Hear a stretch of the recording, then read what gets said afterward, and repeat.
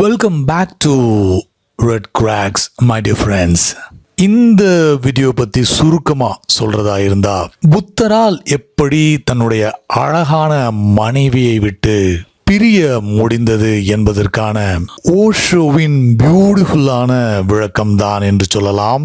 சும்மாவே திருமணம் என்றால் நம்ம டலிவர் ஓஷோவுக்கு பம்மல்கே சம்பந்தம் மாதிரி ஒரு அவர்ஷன் உண்டு என்பது தெரியாமல் போகிற போக்கில் ஒரு திருமணமாகாத நபர் ஓஷோவிடம் புத்தரால் எப்படி தன்னுடைய அழகான மனைவியை விட்டு பிரிய முடிந்தது என்ற கேள்வியை முன்வைக்க ஓஷோ ஃபுல் ஃபார்முக்கு வந்ததுதான் இந்த வீடியோ.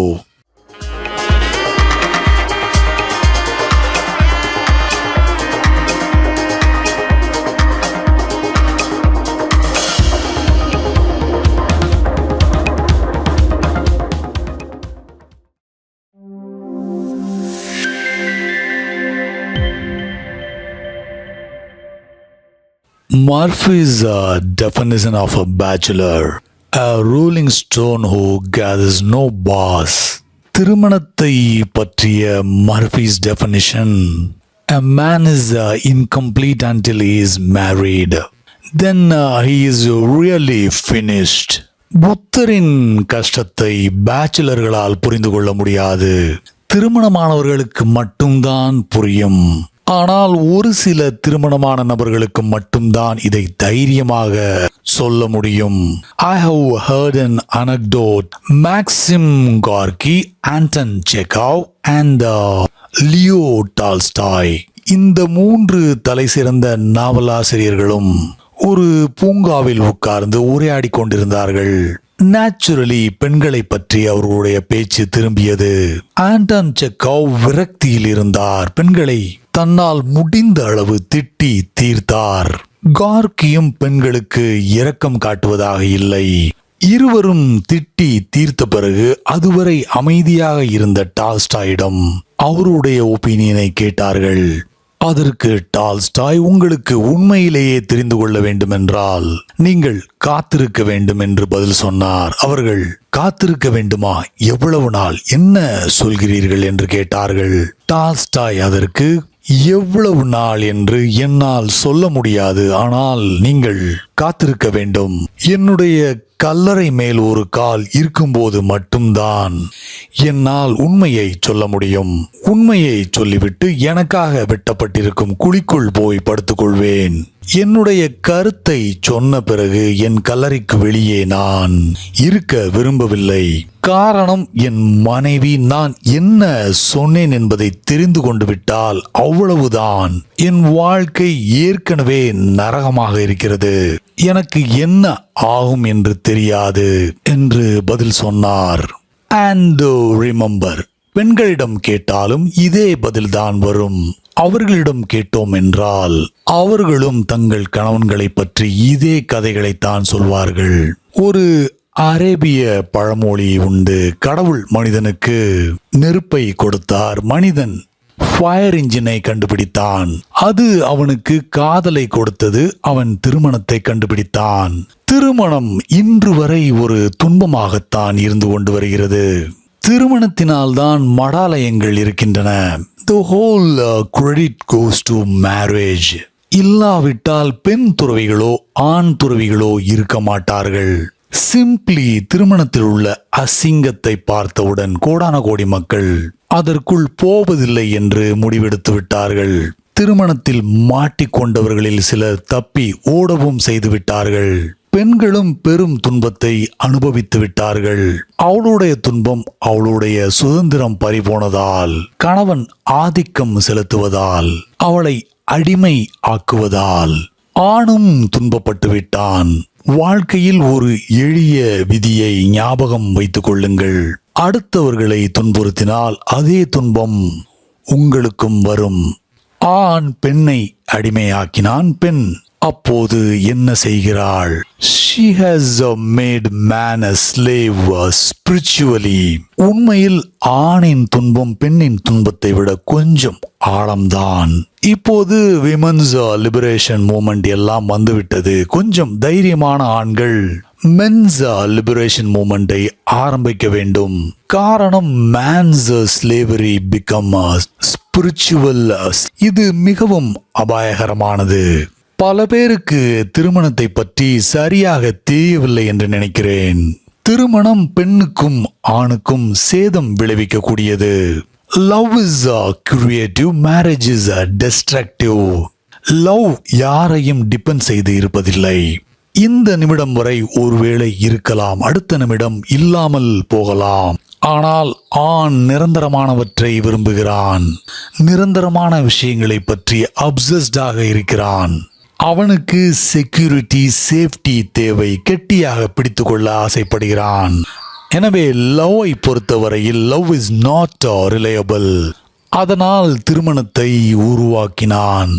திருமணம் ஒரு பிளாஸ்டிக் ஃப்ளவர்.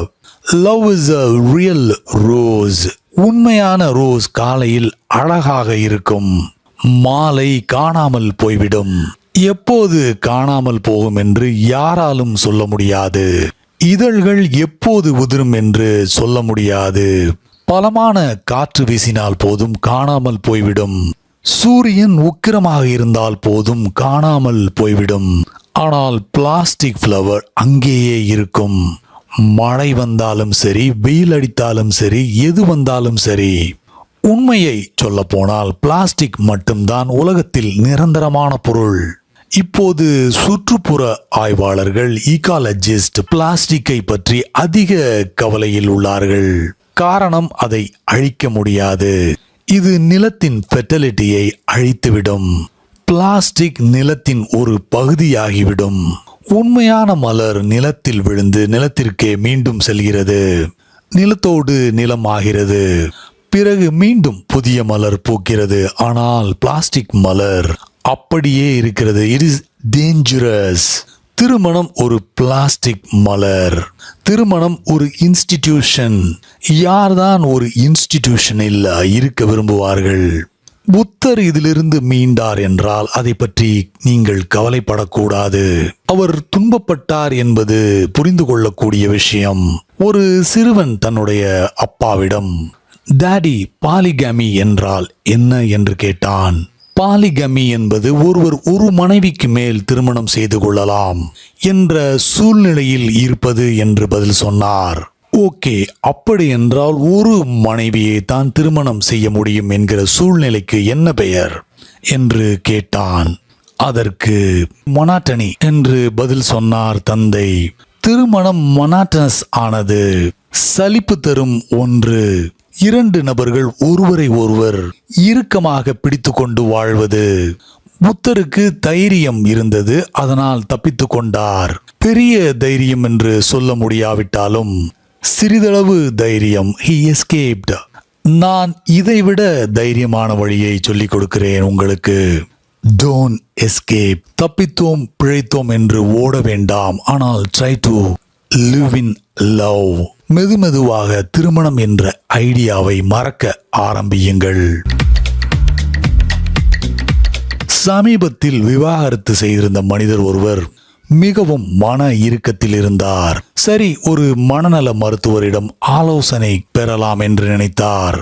டாக்டர் இவருடைய பிரச்சனைகளை முழுவதும் கேட்டுவிட்டு, நீங்கள் திரும்பவும் திருமணம் செய்து கொள்ள வேண்டும் மிஸ்டர் ஜோன்ஸ் என்று நான் நினைக்கிறேன். வீடு வாங்குங்கள், குழந்தைகள் பெற்றுக்கொள்ளுங்கள், அடுத்த மனிதர்களைப் போல வாழ ஆரம்பியுங்கள். வெகு சீக்கிரம் நீங்கள் முன்பு போல பழைய நிலைக்கு சென்று விடுவீர்கள் என்று அறிவுரை சொன்னார். நோ தேங்க்ஸ் டாக்டர், அதற்கு நான் தற்கொலையே செய்து கொள்வேன் என்றார் மிஸ்டர் ஜோன்ஸ். திருமணத்தில் உள்ள அசிங்கங்கள் அனைத்தும் உங்களுக்கு தெரிந்துவிட்ட பிறகு உங்களுக்கு இரண்டு வழிகள் உள்ளது. ஒன்று, புத்தரை போல தப்பித்து போவது. அதை நான் பெரும்பாலும் ஆதரிப்பதில்லை. காரணம், அது பெரிய மாற்றத்தை தராது. எஸ், புத்தருக்கு அது உதவியாக இருந்தது. அவர் வெளியேறினார். ஆனால் உலகம் அப்படியேதான் இருக்கிறது. என்னுடைய சஜஷன், திருமணம் என்ற கான்செப்டை விட்டுவிட்டு லிவ் இன் லவ் என்பதுதான். லவ் நீடித்தால் நல்லது, மறைந்து போனால் அதுவும் நல்லதுதான். அதில் என்ன தீங்கு இருக்கிறது? எது தோன்றியதோ அது மறைவது இயற்கைதான். அதை அனுமதியுங்கள். கெட்டியாக பிடித்துக் கொள்ளாதீர்கள். Don't be possessive. லவ் இருக்கும்போது பேஷனேட்டாக வாழுங்கள். போய்விட்ட பிறகு அது போனதுதான். அது உங்களுக்கு கொடுத்த அத்தனைக்கும் நன்றியோடு இருங்கள். மகிழ்ச்சியாக விடை கொடுங்கள். Don't complain. வெறுப்போடு இருக்காதீர்கள். திருமணமாகாத நபருக்கு கிடைக்கக்கூடிய நல்ல விஷயம், அவர் தற்கொலை செய்து கொள்ள மாட்டார். அப்படியே செய்தாலும் அது பலரை குழப்பத்தில் தள்ளிவிடும். யாராலும் ஏன் இப்படி செய்தார் என்று கண்டுபிடிக்க முடியாது. சோ திருமணம் ஆகாத நபரால் 2 பேருக்கு நடுவில் உள்ள உறவை பற்றி அது என்ன மாதிரியான பிசினஸ் என்று புரிந்து கொள்ள முடியாது. அவருக்கு அதில் கண்டிப்பாக அனுபவம் இருக்காது. அதனால்தான் புத்தர் ஏன் தன்னுடைய அழகான மனைவியை துறந்தார் என்பதை புரிந்து கொள்ள முடியவில்லை. நிச்சயமாக அவர் மனைவி அழகான பெண்தான். அழகு மேலோட்டமானது. ஒரே வாரத்தில் ரசிப்பதை நிறுத்தி விடுவீர்கள். கண்டுகொள்ள மாட்டீர்கள். மறக்க ஆரம்பித்து விடுவீர்கள். புத்தர் மிகவும் விழிப்புடைய மனிதர், இன்டெலிஜென்ட். மற்ற மனிதர்களைப் போல முட்டாளாக இருந்திருந்தால் இப்படி ஒரு மிகப்பெரிய மாற்றத்தை தன் வாழ்க்கையில் பார்க்காமல் கோடான கோடி மனிதர்களைப் போல முயற்சியே எடுக்காமல் இருந்திருப்பார். மற்றவர்களைப் போல சாப்பிடுவது, குடிப்பது, பிள்ளைகள் பெற்றுக்கொள்வது என்று திரும்ப திரும்ப அதையே செய்து வாழ்ந்து இறந்திருப்பார். ஆனால் வாழ்க்கை திரும்ப திரும்ப எதையாவது செய்து கொண்டிருக்கும் ரெப்படிஷன் அல்ல என்பதை நன்றாக அறிந்திருந்தார். வாழ்க்கை அதற்கும் மேல். Life has to be something more. அதில் ஏதோ ஒரு ரகசியம் ஒளிந்திருக்கிறது. இந்த ரெப்படிட்டிவ்னஸால் நாம் அதை தவற விட்டு விடுகிறோம். அவர் தன்னுடைய மனைவியிடமிருந்து தப்பித்து செல்லவில்லை. வாழ்க்கையின் உண்மை என்ன என்பதை அறிந்து கொள்வதற்காக தப்பித்து சென்றார் என்று சொல்ல வேண்டும். அடிப்படையில் மனைவியிடமிருந்து தப்பித்தார் என்பது அல்ல அர்த்தம். It was not an escape from, but an escape for. அதனால்தான் அவர் உண்மையை கண்டறிந்த பிறகு முதல் வேலையாக அரண்மனைக்கு சென்று தன்னுடைய மனைவியிடம் அவருடைய அனுபவங்களை பகிர்ந்து கொள்வதற்காக போனார். அவருக்கு மனைவியின் ஞாபகம் இருந்தது. அதை அவர் தன்னுடைய மனைவிக்கு கடன்பட்டிருப்பதாக உணர்ந்தார். மனைவியிடம் மன்னிப்பு கோர விரும்பினார். காரணம், அவர் சொல்லாமல் கிளம்பி போய்விட்டார். Because he had escaped. மனைவியிடம் அனுமதி கேட்காமல் சென்று விட்டார். எதுவும் சொல்லிக் கொள்ளவில்லை. ஒரு திருடன் போல போய்விட்டார். எனவே மன்னிப்பு கேட்பதற்காக திரும்ப வந்தார். A man of great grace. ஞானம் அடைந்து விட்ட பிறகு கூட மன்னிப்பு கேட்க வந்தார். ஞானம் அடையாத நபரிடம், அவருடைய சீடர் ஆனந்தா அவரிடம், ஞானம் பெற்ற மனிதர் ஞானம் பெறாத ஒருவரிடம் மன்னிப்பு கேட்பது எனக்கு சரியாக தெரியவில்லை என்று சொன்னார். புத்தர் அதற்கு, அது சரியில்லை என்பது எனக்கும் தெரியும். ஆனால் அவளுக்கு நான் கடன்பட்டிருக்கிறேன். நான் அதை முடித்து வைக்க வேண்டும். இல்லாவிட்டால் அது முழுமை அடையாது. அதையும் விட மேலாக என் மனைவி என்னிடம் வருவதற்கு அது உதவும். இல்லாவிட்டால் she is a proud woman. என் மீது எப்போதும் வெறுப்பு இருந்து கொண்டே இருக்கும். அவளுடைய காயம் ஆறாது. தேவையில்லாமல் அவள் துன்பப்படுவாள். நான் என்ன கண்டடைந்தேனோ அதை எல்லோரிடம் பகிர்ந்து கொள்ளப் போகிறேன். என் மனைவி மட்டும் என்ன விதிவிலக்கு? அவள் என்ன தவறு செய்தாள் என்று சொன்னார். தன்னுடைய மனைவியை பார்க்க போனார். மனைவியோ கோபமாக இருந்தார். நேச்சுரலி கூச்சல் போட்டார், கத்தினார். அத்தகைய சூழலில் பெண்கள் என்ன செய்வார்களோ அவற்றையெல்லாம் செய்தார். புத்தர் ஒன்றும் சொல்லாமல் அங்கே அமைதியாக நின்று கொண்டிருந்தார். ஒரு வார்த்தை கூட பேசவில்லை. திடீரென்று மனைவி அவர் அமைதியாக நின்று கொண்டிருப்பதை உணர்ந்தார். கண்ணீரை துடைத்துவிட்டு புத்தரை பார்த்தார். புத்தர் அமைதியாகவும் அழகாகவும் இருந்தார். வேறு விதமான அழகு, உள் மனதின் அழகு பிரகாசமாக இருந்தது அவர் முகம். He was so radiating, he was luminous. மனைவி, ஏன் எந்த பதிலும் சொல்லாமல் இருக்கிறீர்கள் என்று கேட்டார். புத்தர் அதற்கு, எப்படி சொல்ல முடியும், நான் இங்கிருந்து போன அதே மனிதன் இல்லையே. என்னை உற்று பார்த்தால் புரிந்து கொள்வாய். என் கண்களை பார், ஃபீல் மை பிரசன்ஸ். நான் அதே மனிதன் அல்ல, அவன் இறந்து விட்டான். நான் முழுவதும் புதிய மனிதன். ஐ am reborn. என் மகிழ்ச்சியை, நான் கண்டடைந்ததை உன்னிடம் பகிர்ந்து கொள்ள வந்தேன். Because I love you. And அந்த பழைய அன்பு அல்ல, அது ஒரு வகையான சுரண்டல். இந்த புது லவ் உண்மையான லவ். பழைய லவ் ஒரு லஸ்ட் மட்டுமே. இப்போது எனக்கு தெரிந்த அனைத்தையும் உனக்கு கொடுக்க விரும்புகிறேன். அதற்கு எந்த காரணமும் இல்லை. பகிர்ந்து கொள்கிறேன், அவ்வளவே. அதில் எனக்கு அளவில்லாத மகிழ்ச்சி என்று பதில் சொன்னார். மனைவியும் சந்நியாசியாக ஆனார் என்று சொல்லப்படுகிறது. She was initiated. உண்மையில் புத்தர் மனைவியை துறக்கவில்லை, திருமணம் என்கிற சிஸ்டத்தை துறந்தார். பழைய வாழ்க்கை முறையை துறந்தார். அதில் அவருடைய மனைவி ஒரு அங்கமாக இருந்தார், அவ்வளவே.